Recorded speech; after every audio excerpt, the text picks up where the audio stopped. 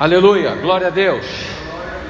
João capítulo 5, versículos de 1 até 9. Quero falar hoje de milagres na casa da misericórdia. Amém, igreja? Diz o tema, o título aqui do livro de João é a cura de um paralítico de Betesda. E diz assim a poderosa palavra de Deus: depois disso havia uma festa entre os judeus, e subiu Jesus a Jerusalém. Ora, em Jerusalém há, próximo à porta das ovelhas, um tanque chamado em hebreu Betesda, o qual tem 5 alpendres. Nestes jazia grande multidão de enfermos, que eram cegos, coxos e paralíticos, esperando o movimento das águas. Porquanto um anjo descia em certo tempo ao tanque e agitava a água, e o primeiro que ali descia, depois do movimento da água, sarava de qualquer enfermidade que tivesse. E estava ali um homem que havia 38 anos se achava enfermo. E Jesus, vendo este deitado e sabendo que estava neste estado havia muito tempo, disse-lhe: queres ficar são? O enfermo respondeu-lhe: Senhor, não tenho homem algum que, quando a água é agitada, me coloque no tanque, mas enquanto eu vou, desce outro antes de mim. Jesus disse-lhe: levanta-te, toma a tua cama e anda. Logo aquele homem ficou são, e tomou a sua cama e partiu, e aquele dia era sábado. Glória a Deus! Somos um povo pentecostal. Podemos dar glória a Deus. Podemos dar aleluia. Deus habita no meio dos louvores. Glória a Deus. Queridos, uma pessoa, uma certa ocasião, disse o seguinte: eu sei porque a igreja tem pouca influência no mundo atualmente. É porque o mundo tem muita influência na igreja. Olha o que esse homem diz: eu sei porque a igreja tem pouca influência no mundo atualmente. É porque o mundo tem muita influência na igreja. Uau! A gente olha isso aí e diz assim: é verdade, eu queria que a igreja fosse como a igreja do passado. Eu queria que a igreja não tivesse tanta influência do mundo. Mas eu quero dizer para você o seguinte: enquanto a igreja é igreja, enquanto ela for igreja, ela vai passar por lutas que você não pode imaginar, porque aparentemente isso aqui foi escrito agora, mas quem disse isso aqui foi Spurgeon. E Spurgeon nasceu em 1834 e morreu em 1892, aos 58 anos. Naquela época ele já disse: a igreja é muito influenciada pelo mundo, não é agora. A igreja sempre vai passar por uma guerra, a igreja vai ser sempre assolada, vai ser sempre atingida por alguma coisa que queira influenciá-la. O diabo é um ser terrível, ele tenta destruir. Quando ele não consegue, ele vai adular as pessoas. Há um pensamento que diz o seguinte: o que mata o profeta hoje em dia não são mais as perseguições, mas a popularidade. Há muita popularidade, há pessoas muito famosas, e quando isso acontece, a Bíblia diz que a minha glória eu não darei a outrem. A glória é de Deus. Aconteça o milagre que acontecer, a glória é dele. Tudo foi feito para ele, por ele, e nada do que foi feito se fez. E nós, enquanto igreja, enquanto povo de Deus, nós temos que definir se nós somos pessoas influenciáveis ou se nós somos pessoas influenciadoras. Se nós somos crentes chuchu, que recebe o gosto de tudo, ou se nós somos crentes giló, que impõe o gosto. Se nós somos um crente termômetro, que só registra a temperatura do local, ou se somos um crente termostato, que impõe a temperatura, diz: a temperatura é essa. Amém? Amém, igreja? Amém. Querido, do ponto de vista humano, nós somos o que comemos. A medicina diz isso. O que nós comemos, nós somos. Há pessoas com problema de saúde muito grande e que não sabe que aquela enfermidade que ela tem, que ela desenvolveu, está ligada à sua alimentação. O pai da medicina diz que seu alimento seja a sua cura, e a sua cura seja o seu alimento. Então aquilo que nós comemos é muito importante. E aquilo, do ponto de vista espiritual, nós somos o que comemos do ponto de vista natural e somos o que falamos do ponto de vista espiritual. Por isso que a Bíblia diz que nós precisamos ler a Bíblia, nós precisamos meditar na Bíblia, nós precisamos pensar nas coisas de Deus, pensar nas coisas de cima. John Piper disse o seguinte: me diga o que ocupa a sua mente e eu vou te dizer quem é o teu Deus. E a igreja de Deus hoje, assolada de forma sobrenatural pelo mundo, porque o problema maior não é nem o diabo, o problema maior é o mundo influencia, as coisas do mundo são bonitas, as coisas do mundo são tremendas, tanto que Jesus teve que dizer: eu venci o mundo. Todas as influências, todas as propostas que o mundo trouxe, Jesus refutou, e é difícil a gente refutar, porque nós somos seres caídos, nós dependemos da glória de Deus. É por isso que nós precisamos estar na igreja, nós precisamos ouvir louvores, nós precisamos cantar louvores, nós precisamos ler a Bíblia, nós precisamos meditar em Deus, nós precisamos ser mais cidadão do céu do que cidadão da terra. Enquanto aqui estivermos, nós queremos ser seres abençoados, e vamos ser, porque se Deus é por nós, quem será contra nós? Quando Jesus aparece em cena, duas coisas ele atacou demais: enfermidade e demônio. Muitas das enfermidades ele atacava e tinha demônio, outras eram a fraqueza, mas outras eram pecado. No caso que nós estamos lendo aqui, aquele homem estava entrevado por causa de pecado, o pecado o entrevou, e várias outras pessoas na Bíblia ficaram doentes por causa de pecado. O pecado causa enfermidade, amém? E a Bíblia diz que havia uma festa, e Jesus então sobe a Jerusalém, e ali existem três coisas que o texto diz: um tanque, uma porta e um paralítico. O tanque de Betesda, a gente quando fala em tanque, a gente olha logo para o nosso cotidiano, a gente olha pelo Brasil, um tanque, a gente imagina um tanque de roupa, então a gente imagina um tanque pequeno. O tanque de Betesda é imenso, é maior do que esse salão aqui, muito maior, e talvez bem mais largo do que esse salão. É um tanque, ele tem 5 alpendres. Na época ele tinha 5 alpendres. O que é um alpendre? Quando você vai numa casa, sobretudo do interior, ele faz a casa toda, depois ele faz uma varandinha para as pessoas ficarem. Aquela varandinha ali, que a gente chama de varanda, lá no interior eles chamam de alpendre. E nesse tanque havia 5 alpendres para as pessoas se protegerem do sol, se protegerem da chuva, ficarem ali. E havia assim que era cheio de gente. E esse tanque, né, de Betesda ficava perto da porta, chamada Porta das Ovelhas, e ali estava, perto dessa porta, um paralítico. O paralítico, diferentemente do coxo, o coxo anda coxeando, o paralítico não, o paralítico é travado, e pelo texto você pode ver que esse cara queria ser curado.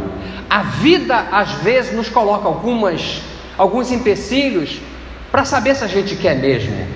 Esse homem diz assim: enquanto eu vou, ele mesmo sendo paralítico, ele tentava dar o jeito dele, porque tinha dentro dele um desejo de ser curado. Então ali há o tanque, há a porta e há o paralítico. Essa porta, Betesda significa casa de misericórdia. Beit em hebraico porta, é casa, e Risda significa amor ou graça. Então é a casa da misericórdia. Ele era muito grande, muito largo e muito profundo, muito profundo. Está cercado, ninguém entra hoje lá. E ali perto havia uma porta, e é chamada a Porta das Ovelhas. Essa porta ficava atrás do templo, do outro lado ficava a Porta Dourada, é por onde Jesus vai entrar quando vier na sua glória. Ali atrás ficava essa Porta das Ovelhas. Eu estive no lugar exato onde as ovelhas eram trazidas, os cordeirinhos eram trazidos, eles eram examinados, eram limpos, eles iam para o sacrifício depois de serem examinados, de serem lavados, porque eles precisavam ser apresentados a Deus de maneira limpa. O judeu sempre teve muito isso de apresentar a Deus o melhor que tinha. E eu então fui estudar a respeito desta porta, e a primeira menção que eu encontro nessa porta está lá em Neemias capítulo 3, versículo 1, que quando Neemias volta para Jerusalém, porque ele recebe a visita do seu irmão Hanani, anda 1.600 quilômetros para dar a notícia para ele. Chega lá em Suzã, 1.600 quilômetros, e traz uma notícia muito ruim. Olha, Neemias, a cidade está queimada, as portas estão sendo destruídas, e você conhece a história. Neemias, que era copeiro do rei, fica muito chateado, muito triste. O rei pergunta por que ele está triste. Ele diz: olha, como é que eu vou ficar alegre se é a cidade dos meus pais, o meu passado, não é? Está desse jeito. E o rei então, ele combina com o rei dá a ele a autorização da carta, ele se organiza, que ele era um estrategista, e ele volta. E quando ele chega a Jerusalém, que tem 12 portas, tinha 12 portas, a primeira porta que ele resolve consertar é a porta das ovelhas. Não é por um acaso que ele quer consertar a porta das ovelhas. Por que não é por um acaso? É porque a porta das ovelhas era por onde passavam as ovelhas, que é chamada em Neemias da porta do gado, para sacrifício. Ele sabia que para que tudo fosse bem, ele precisava sacrificar ao Senhor, ele precisava dar oferta ao Senhor. E olha um outro detalhe: todas as outras portas, as 11 portas, quando ele foi consertando, a Bíblia diz que ele consertava a porta com seus ferrolhos e com suas fechaduras. A única porta que não é mencionado ferrolho e nem é mencionado fechadura é a porta das ovelhas. Sabe o que isso aponta para nós? Que a porta continua aberta. A ovelha nesse lugar aqui, saiba o seguinte: a porta está aberta. Alguém que precisa de cura aqui, a porta está aberta. Ali os animais entravam. E eu acho, e os teólogos também acham, que Jesus em Mateus 7, 13 e 14 disse: olha, entrai pela porta estreita, porque essa era a porta mais estreita, bem estreita mesmo. As outras portas são largas, mas essa porta das ovelhas é uma porta estreita. O caminho é estreito, a porta é estreita, e caminho para o céu não é um caminho de facilidade, é um caminho de dificuldade, porque nessa dificuldade Deus vai começar a trazer para nós galardões que nós, se tivéssemos toda a facilidade, não poderíamos receber. Aquilo que é muito difícil é muito valorizado. Aquilo que não é muito difícil, nós não valorizamos muito. É ou não é, queridos? Amém? É assim. A Bíblia diz que ali havia uma multidão de pessoas enfermas. Você pode imaginar um lugar muito maior do que esse aqui, cheio de pessoas enfermas. O ambiente era de enfermos, o assunto era de enfermo. As pessoas estavam ali porque tinham necessidade.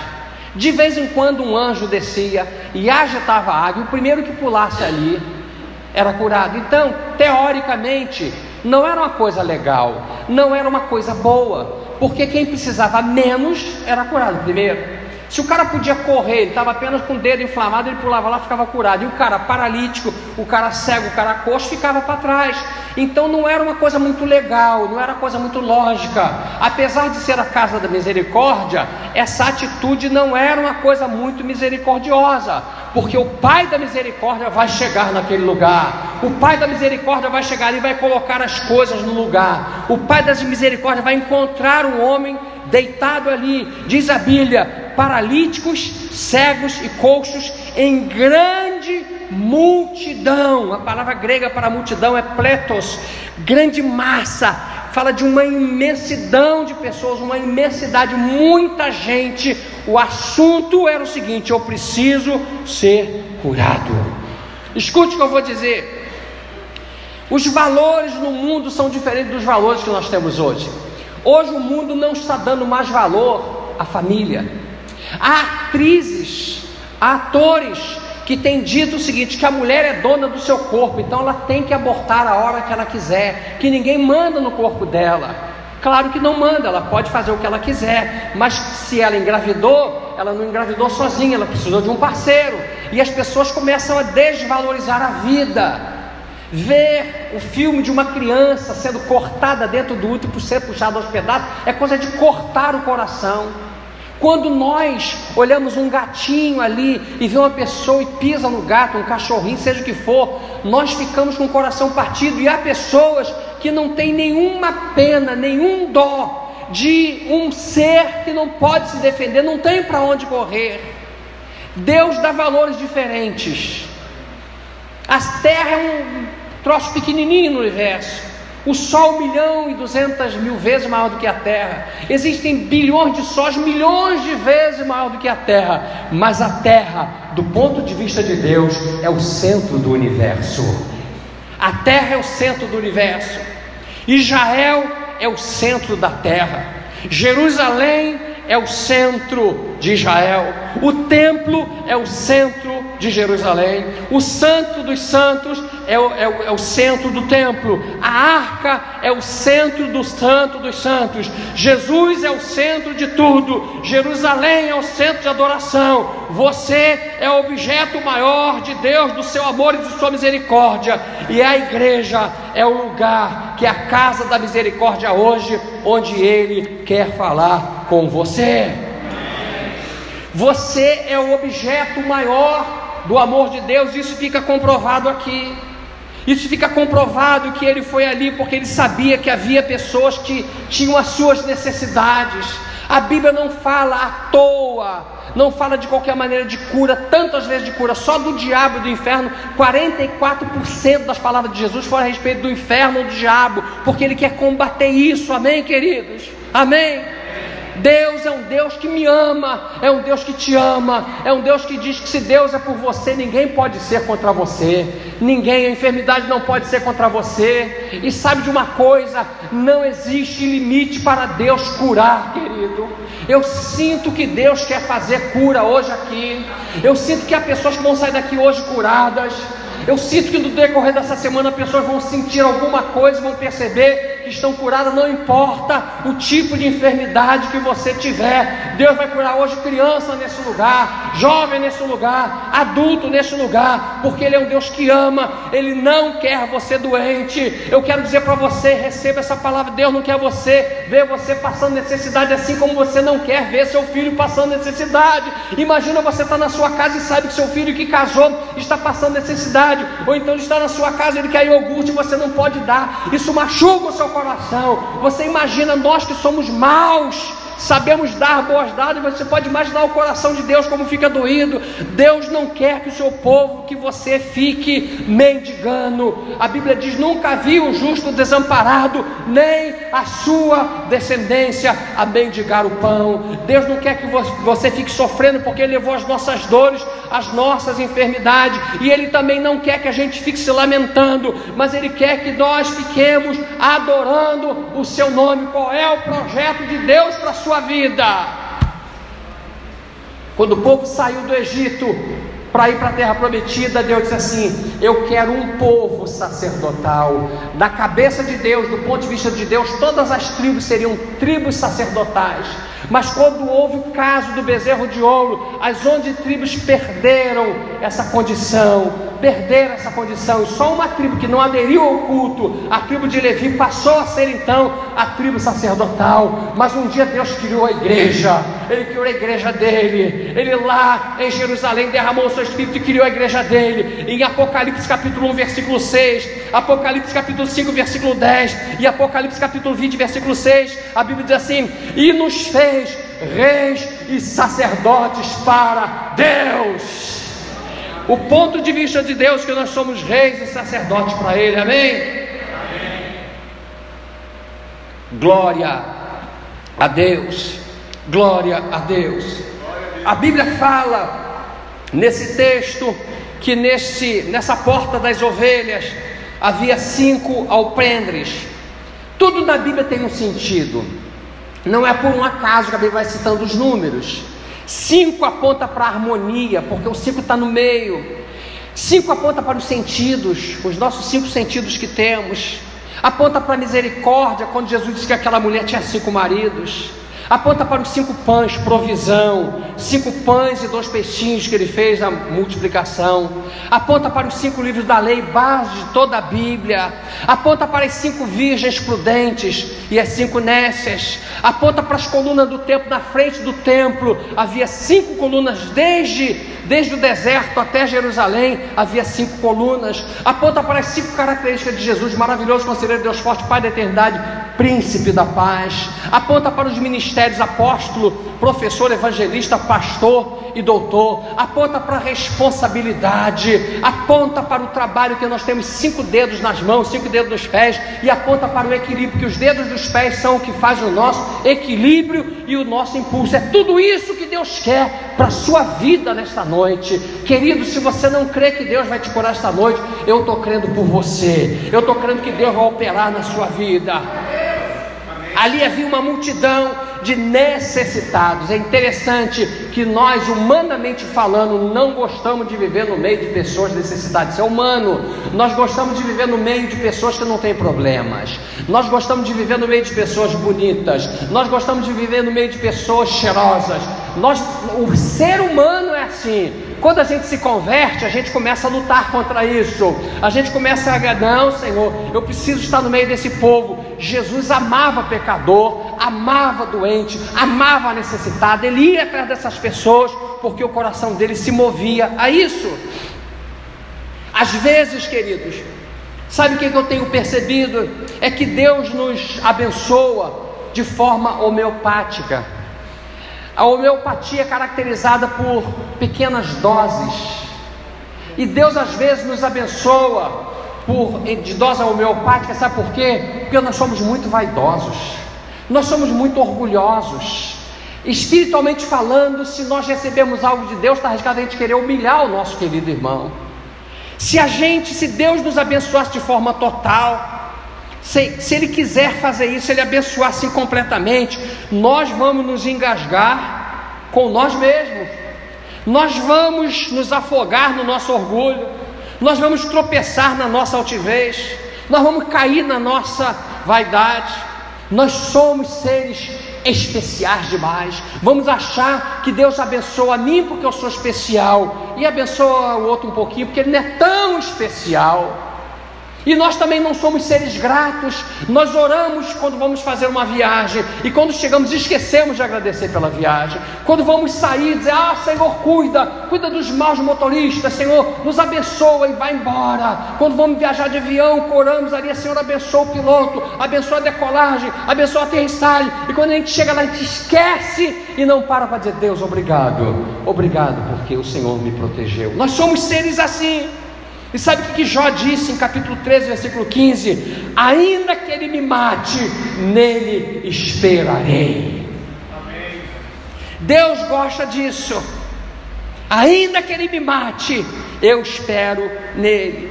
A gratidão precisa ser evidenciada nas curas. Jesus chega ali, está um homem sentado ali, na verdade deitado, porque o paralítico fica deitado. O paralítico não tem como se locomover. A Bíblia diz que esse camarada estava doente naquela situação havia 38 anos. Queridos, quantas vezes nós com tanta facilidade dizemos: Deus não quer me abençoar, Deus não quer me curar, porque senão Deus já teria curado. Deus não quer me abençoar, porque senão já teria abençoado. Não, Deus não quer me dar isso, porque nós começamos a criticar em entrelinhas a Deus. Nós começamos a dizer que Deus não é tão bom assim. Foi a arma que o diabo usou para Eva. Não, ele não é tão bom assim não. Se você comer do fruto, você vai parecer-se com ele. Os seus olhos vão se abrir. O hebraico diz: seus olhos vão se arregalar, e você vai ser como ele. É assim que o diabo faz. Quando ele não consegue empurrar, quando ele não consegue segurar, ele empurra. Quem não consegue empurrar nem segurar, ele adula. Ele começa a dar muita ênfase. Todas as pessoas que eu conheço que se envolveram com a mídia mas hoje ou mais amanhã foram para o vinagre, foram perdendo aquilo, querido. O mundo é nosso inimigo. A Bíblia diz: perseguiram a mim, perseguirão a vós. Tudo que no mundo é exaltado, para Deus é abominação. Não ameis o mundo, nem aquilo que no mundo há. Se alguém ama o mundo, o amor do Pai não está nele. Adultos e adultas, não sabeis vós que a amizade do mundo é inimizade contra Deus? Portanto, qualquer que quiser ser amigo do mundo, constitui-se inimigo de Deus. 38 anos, 456 meses nesse estado de paralisia.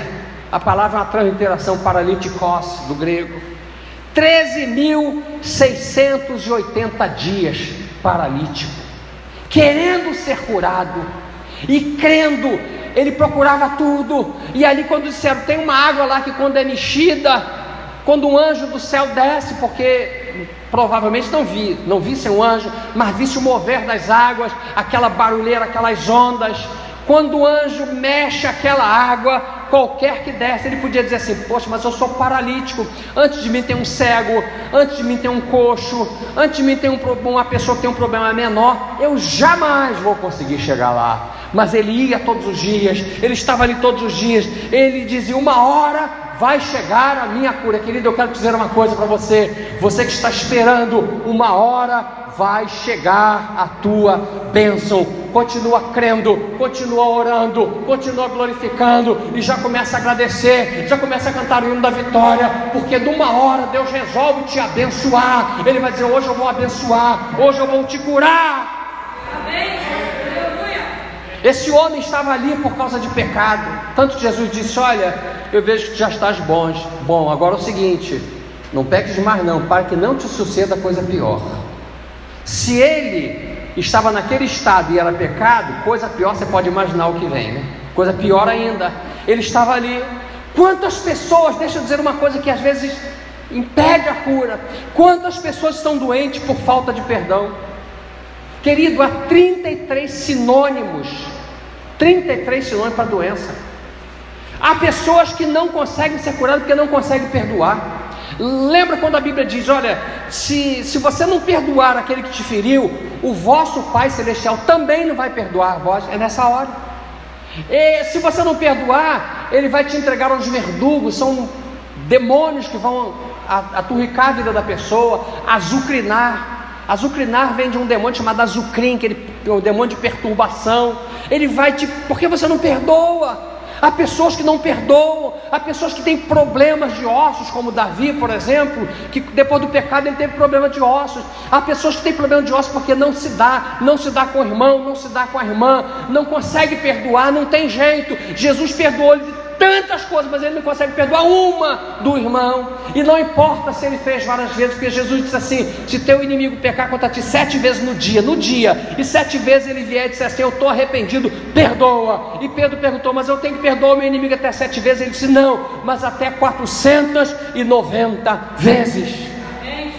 Há pessoas que não são curadas por causa de angústia, tem angústia na alma, ela deseja o mal, ela tem vingança na alma, ela teve um problema com o vizinho, então ela torce pelo infortúnio daquela pessoa. Querido, Deus conhece o nosso coração. Eu todos os dias, na hora que vou orar na madrugada, um dos salmos que eu cito de joelho, que eu leio no meu celular, é o Salmo 139, e a Bíblia diz que a palavra ainda não me veio à boca, e o Senhor tudo conhece. Ele sabe o que nós pensamos, Ele sabe o intento do nosso coração, Ele sabe de tudo. Angústia, perdão, vingança, pecado. Deus cura, mas sabe o que Ele exige? Não peques mais. Talvez eu esteja falando para pessoas que têm esse problema de não conseguir perdoar. Eu não estou dizendo que é fácil, mas estou dizendo que é uma ordem. Algumas coisas na vida desse homem são evidenciadas aqui. Primeiro, pelo que o texto diz, esse homem era o pior de todos. Era o pior que havia. Primeiro, era o pior, o sujeito que estava com a enfermidade pior, porque ele era paralítico. O cego podia andar, o manco podia ir pulando, mesmo manquejando ele podia ir. Esse homem era o pior, esse homem era o mais necessitado. Esse homem, de todos aqueles, era o mais insistente. Esse homem estava ali havia muito mais tempo e era indesistível. Talvez hoje Deus quer curar pessoas de vícios que não conseguem largar, coisas que ainda mexem com ela e ela não consegue abrir mão daquelas coisas. Deus hoje quer arrancar isso do nosso ser. Amém, igreja? Esse homem estava nessa situação. Eu fico imaginando Jesus chegar para esse homem, vir se aproximando. Os discípulos devem ter ficado olhando para ele e vamos dizer: o que o mestre vai aprontar dessa vez?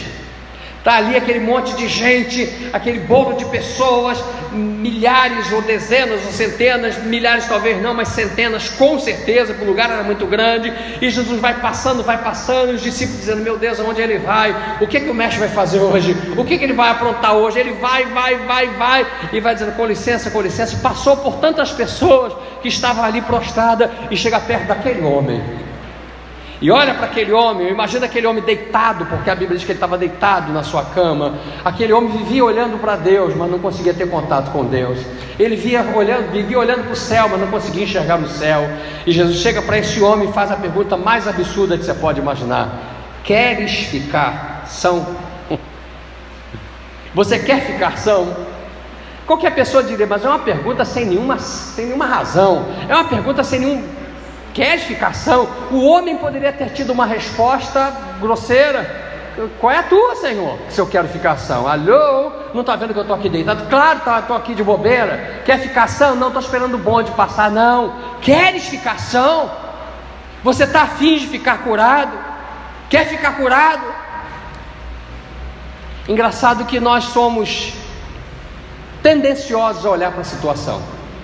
A gente, quando pede um milagre, a gente começa a olhar e dizer: esse milagre é muito difícil, Deus não pode fazer esse milagre.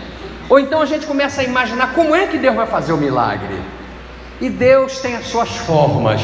Uma coisa eu sei: Ele é o Deus dos impossíveis, Ele é o Deus que quer operar milagres, Ele é o Deus que nunca falha. Deus nunca falha. Esse homem olhava para as dificuldades, e a primeira coisa que ele disse foi o seguinte: Senhor, querer ficar são eu quero, mas sabe qual é o grande problema? É que quando a água mexe, quando o anjo desce e agita a água, quando eu vou, já desceu um antes de mim. A impressão que eu tenho é que esse homem, apesar de paralítico, ele ficava atento. Você imagina, a água podia mexer no momento que a pessoa estava cochilando, a água podia mexer no momento que ele resolveu tomar uma água, a água podia mexer no momento que ele estava desatento. E esse homem diz assim: todas as vezes que o anjo desce, mexe a água, e que eu vou, ele ia. Ele era paralítico. Ele disse: eu vou, mas quando eu vou, já desce um antes de mim. Quando chegava no dia seguinte, quando a água mexia de novo, nós não sabemos o tempo da água. Há teólogos até que dizem que mexia uma vez por ano. Não acredito nisso. Eu acho que de vez em quando ela mexia, sei lá, de 2 em 2 horas, sei lá, de 4 em 4 horas. Aquilo criava uma expectativa muito grande, e cada vez que mexia, era aquela expectativa. Eu fico imaginando aquele bando de gente correndo para entrar naquele poço, e quando entrava, olhavam um para o outro: eu continuo doente, eu também. Aquele ali, bom, aquele foi o primeiro a ser curado, porque ele foi o primeiro a entrar. Esse homem sempre chegava depois. Então esse homem não foi curado porque ele começou a olhar para as dificuldades. Queridos, a Bíblia diz que Deus é o Deus dos impossíveis, que para Deus não há impossível. Não há impossível. Ele pode curar você hoje.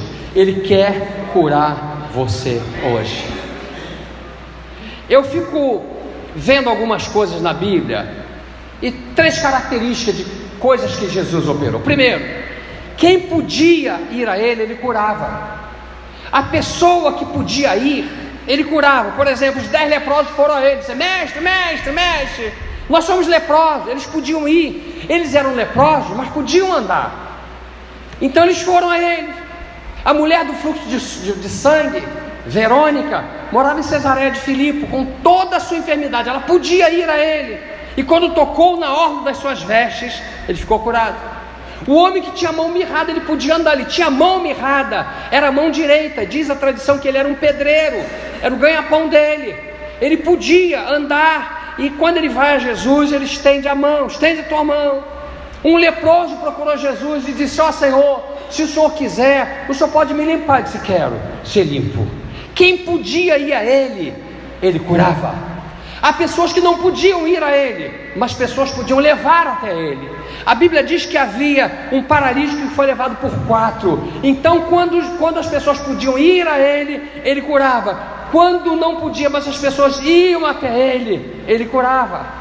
A Bíblia diz que um homem trouxe o seu filho endemoniado. Então aquele homem pôde trazer o seu filho. E quando então a pessoa não podia ir, ele ia. Olha que Deus tremendo é esse. Querido, sabe por que muitas vezes Deus não cura? Porque a pessoa pode vir à igreja, mas não. Deus, se quiser, me cura. Se Deus quiser, me cura na minha casa. Se Deus quiser, Ele pode me curar na rua. É verdade, Ele pode fazer o que Ele quiser. Mas as pessoas têm o hábito de levar as coisas de Deus com desleixo.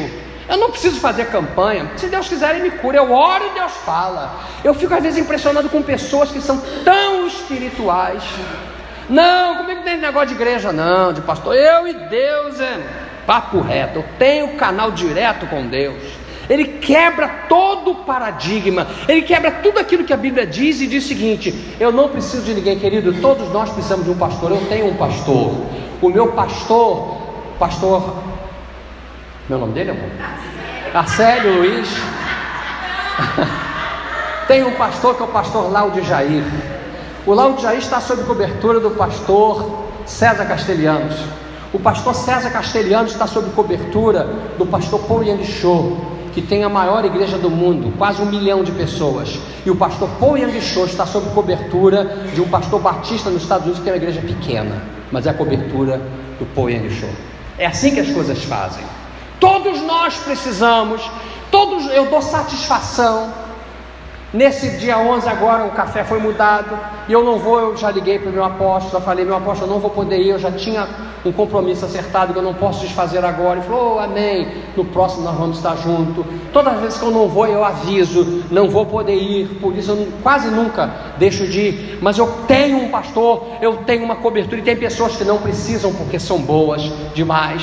Então quando a pessoa pode ir a ele, ele cura. Quando pessoas podem levar, as pessoas são curadas. E quando não podia, ele ia a essas pessoas. Quem não podia, ele ia ao encontro. Por exemplo, ele foi ao encontro do gadareno. O gadareno vivia se cortando, vivia se uivando. O gadareno completamente endemoniado. Ele sabia que aquele homem não podia ir até ele, então ele foi àquele gadareno. A Bíblia diz que lá em Cafarnaum ele procurou um paralítico de Cafarnaum, porque o paralítico não podia ir a ele, mas ele foi.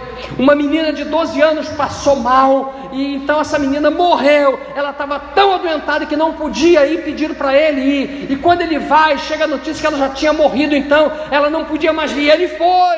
A Bíblia diz que Lázaro estava morto, e ele foi a Lázaro. O filho da viúva de Naim não podia vir a ele, ele foi a um encontro do filho da viúva de Naim. Ele foi ao encontro da sogra de Pedro. A Bíblia diz que ela estava tremendamente adoentada, com a febre terrível. Então não podia. Quem já andou doente sabe disso. Enfermidade é um negócio que trava a gente. A febre faz a gente ficar, a gente só quer a cama. E ela estava muito enferma. Então Jesus disse: eu vou lá, querido. Saiba de uma coisa: quem não pode vir à igreja, Deus vai. Mas quem não pode, precisa estar na casa de Deus, porque a Bíblia diz: quem tem ouvidos para ouvir, ouça o que o Espírito diz às igrejas. Você quer ficação, querido? Você quer? Está afim de ficação? Quero. 3 coisas você precisa fazer. Você já imaginou o que são 3 coisas para você ficação? Ele disse somente isso: levanta-te, toma a tua cama e anda. 3 coisas. Jesus não disse assim: olha, eu vou orar por você agora, eu vou clamar ao Deus dos céus, e Ele vai derramar fogo sobre a sua vida, e você vai ficar curado agora. Tem coisa interessante: Senhor, se tu quiseres, o Senhor pode me curar. Disse o leproso, e disse: quero ser limpo. Está curado. Sabe o que Deus quer dizer para você hoje? Eu quero te curar. Não importa se é coluna, não importa se são ossos, querido. Se ficar olhando para essas situações, vai dar ruim. É dizer assim: olha, eu tenho uma enfermidade. A Bíblia diz que Ele há 2000 anos já levou as minhas enfermidades e já levou as minhas dores. Às vezes eu fico vendo pessoas tão espirituais. Teve uma pessoa que chegou para mim e disse assim: olha, pastor, quando o senhor diz assim, a minha dor de cabeça não é sua, não diga a sua dor de cabeça, porque ela não é sua. Eu digo: esqueceram de dizer para Davi, né? Esqueceram, porque a Bíblia diz para Isaías, quer dizer, ele levou as nossas dores, levou as nossas enfermidades. E veio outro que me disse assim: não pergunte a Deus por quê. Já viu isso? Já ouviu isso? Não pergunte a Deus por quê, pergunte a Deus para quê. Aleluia. Eu digo: esqueceram de dizer a Davi, que Davi disse assim: Deus meu, por que me abandonaste? Por que me desamparaste? Eu disse: tem mais, não esqueceram de falar com o Filho de Deus, que Jesus na cruz disse assim: Deus meu, por que me desamparaste? Davi ainda disse mais: Deus meu, por que me desamparaste? Por que te alonga das palavras do meu bramido e não me auxilias? Talvez você esteja perguntando: por que eu tenho essa enfermidade? Por que eu estou passando por essa luta? Por que pessoas que estão hoje lá no mundo sambando e fazendo tudo não têm, e eu que vou à tua casa tem? Querido, quem sabe hoje Ele reservou esse dia para te abençoar. Hoje os pastores vão ungir todas as pessoas enfermas para que você receba a tua cura. Quando foi que essa pessoa não ficou curada? Primeira coisa, enquanto ele olhou para o homem que o ajudaria, alguém que pudesse ajudá-lo, enquanto ele ficou dizendo: Senhor, quando eu desço, vai um antes de mim. Provavelmente ele ficasse esperando alguém que o ajudasse. Enquanto ele ficava nessa expectativa, enquanto ele olhava para esse provável ajudador, para esse provável homem, não olhou para diante dele que estava o Filho do homem que podia curá-lo. Enquanto ele olhou para as pessoas em volta, ele não era curado. Ele disse: Senhor, quando eu vou, olha que bando de gente tem aqui, eu não vou, porque enquanto eu vou, desce outro antes de mim. Enquanto ele olhou para as pessoas, ele não foi curado. Mas a Bíblia diz, olhando para Jesus, autor e consumador da nossa fé, Hebreus capítulo 12, versículo 2, nós ficamos olhando para situações, nós ficamos olhando para as pessoas, nós olhamos para tudo, nós começamos a olhar e dizer assim: não é possível que Deus possa fazer isso. Querido, Deus pode transformar. Deus hoje quer fazer milagre lá na sua casa, provavelmente. Enquanto ele olhou para o tanque, ele não foi curado. Eu imagino que os olhos dele ficavam fixos naquele tanque. Ele ficava olhando para aquele tanque. Qualquer barulhinho de onda, eu imagino que muitas pessoas eram enganadas por qualquer movimento de água. Um vento que batia, já ia pulando. Eu imagino as pessoas ali prontas para, quando a água pular, mergulhar, cair naquele poço. Enquanto ele olhou para o tanque, ele não foi curado. Mas Jesus disse: quem tem sede, vem a mim e beba. Eu sou essa água, eu sou a água da vida. Quando ele olhou para ele foi curado. Enquanto ele olhou para a água, ele olhava para o tanque, não era curado. Olhava para as pessoas, não era curado. Olhou para o homem, não era curado. Agora ele estava olhando para a água, e de repente chegou diante dele alguém que pôde dizer: eu sou a água da vida. Quando ele olhou para a água da vida, ele foi curado.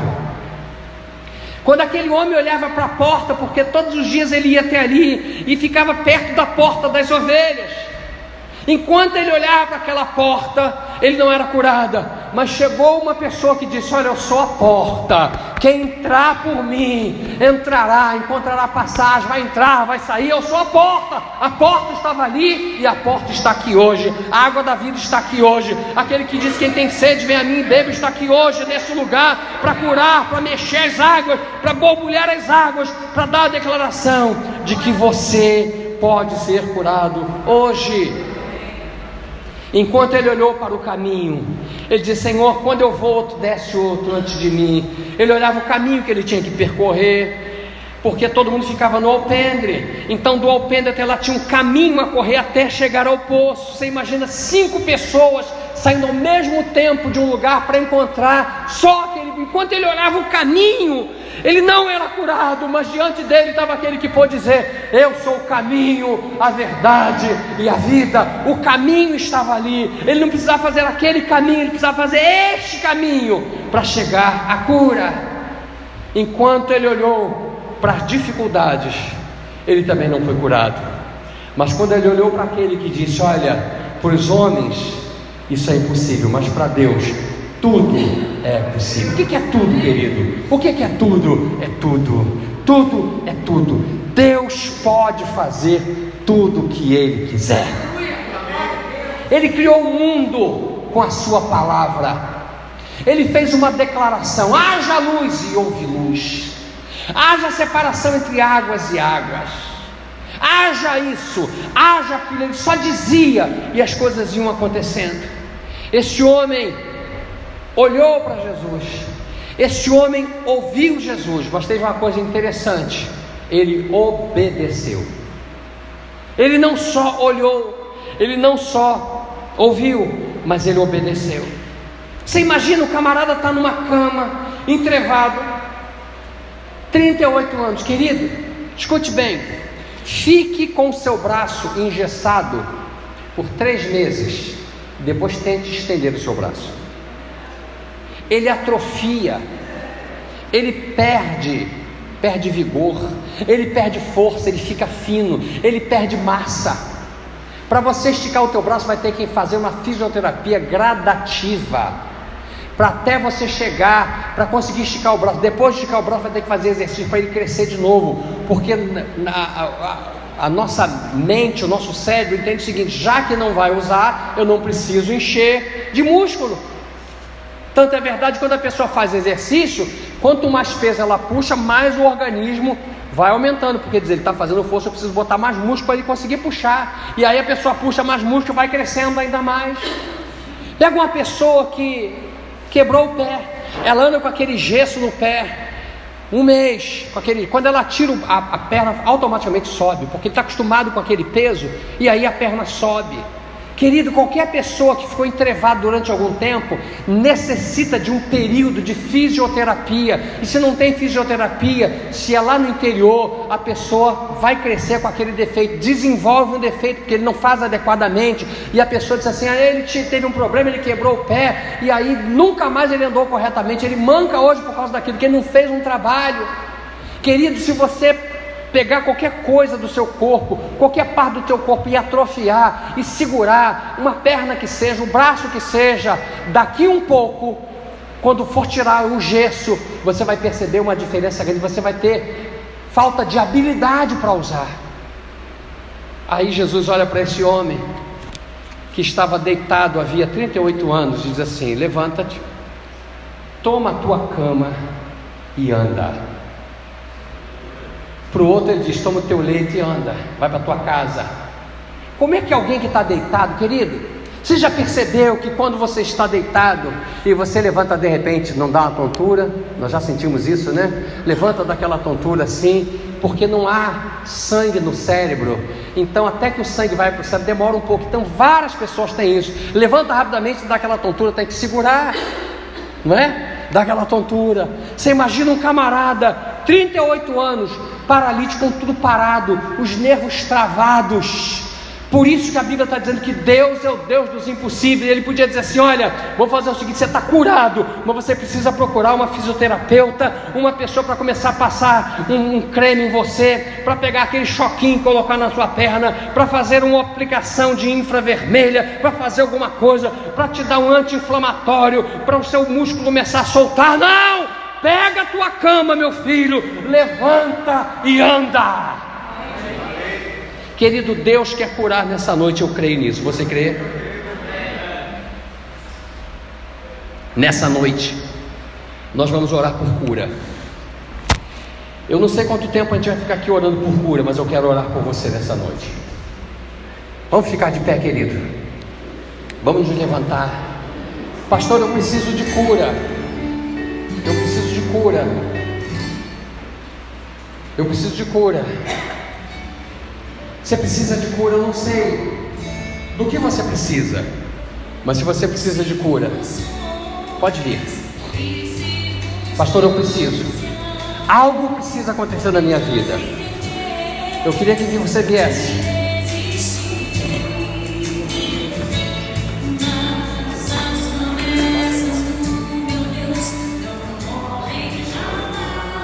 Pode vir. Nós temos óleo. Nós temos óleo para ungir todo mundo. Você crê? Você crê que Deus pode te curar hoje? Aleluia, Deus. Eu queria pedir aos pastores.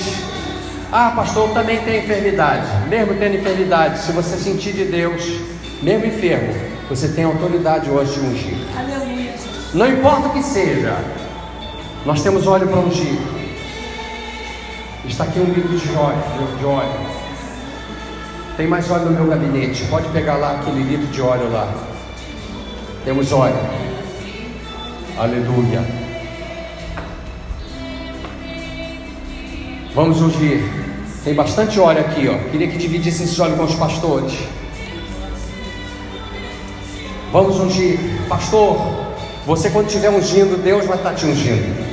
Oh, glória, aleluia. Deus vai estar te ungindo. Pastor, pode molhar a mão no óleo. Pode, que Deus vai te curar hoje. Eu creio nisso. Eu creio nisso. Se você não quer ungir, tranquilo, fique do jeito que você está. Deus vai mover na sua mão todo espírito de enfermidade, todo espírito de dor, todo espírito sai dessa coluna agora, todo espírito sai desse intestino agora, toda inflamação cesse agora, em nome de Jesus, em nome de Jesus. Todo problema no baixo ventre cesse agora, todo intestino preso solte agora. Coluna se conserte agora. Onde estiver indo o som da minha voz, através desta pregação, através da internet, a unção que está aqui vai chegar até você. Comece a receber agora a unção de cura. Que essa coluna seja colocada agora em nome de Jesus. Pastores, pode começar a orar. Deus vai começar agora a mandar uma unção.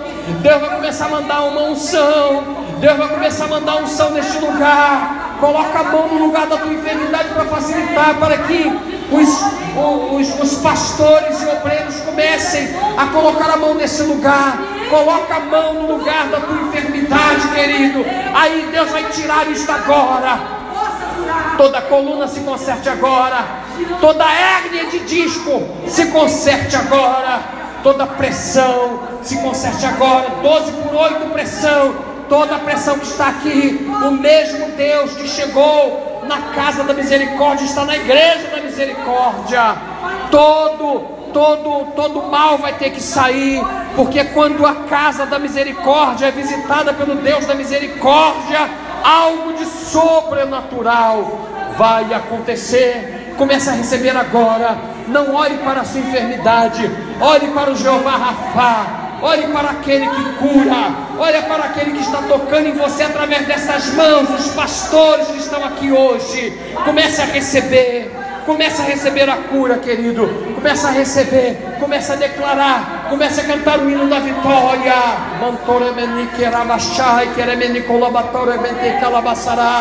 Comece a operar, Jesus. Espírito Santo, começa a agir. Começa a agir de maneira sobrenatural. Vai tomando essa vida agora. Esta inflamação cesse agora. Esse tumor cesse agora. A unção despedaça o jugo. Esse problema no seu útero, no seu ovário, na sua trompa, cesse agora toda inflamação, todo mal que te incomoda, esse intestino preso que te incomoda, esse intestino preso que tem sido um problema na sua vida, essa coluna que está te deixando entrevado, em nome do Jesus de Nazaré, em nome daquele do Jesus que esteve no tanque de Betesda. É esse mesmo Deus que está operando aqui. Oh Deus, move as águas no nosso meio. Move as águas no nosso meio, Senhor, move as águas. Começa a mover as águas agora. Todo espírito de enfermidade, eu me levanto nessa hora contra todo espírito de enfermidade. Todo espírito de enfermidade, onde estiver um espírito de enfermidade agora, eu te repreendo em nome de Jesus. Eu te ordeno, solta essa vida agora. Eu declaro você livre dessa enfermidade. Eu declaro você livre dessa dor. Eu declaro você livre agora em nome de Jesus.